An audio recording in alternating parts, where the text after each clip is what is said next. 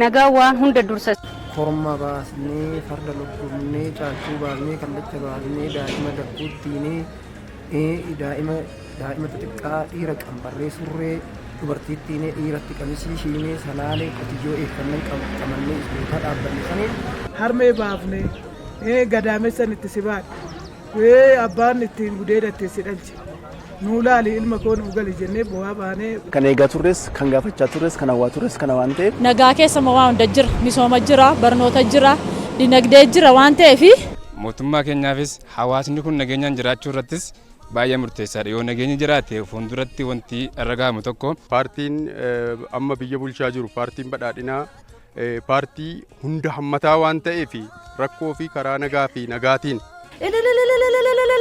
ija jedhu nuduun ibsitu nageenyi bu'uura waan hundaati waan ta'eef nagaan jidduu isaaniitti bu'uuf guddaan gammadee jira jechuudha akka nama tokkootti. Araaramuu isaaniitti akka dargaggoo tokkootti gammachuu addaatu natti dhaga'ama. Haraarri kuni bu'a qabeessadha. Faayidaa guddaa qaba. Uummanni keenya bu'a qabeessa ta'a. Qotee bulaan qotee galfata. Daldalaan daldala isaarraa argata.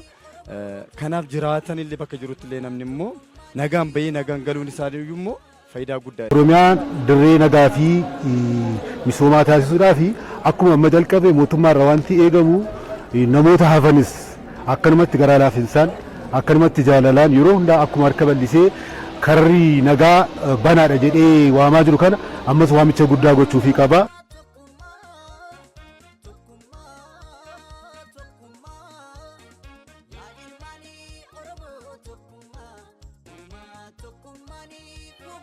Tokkummaa.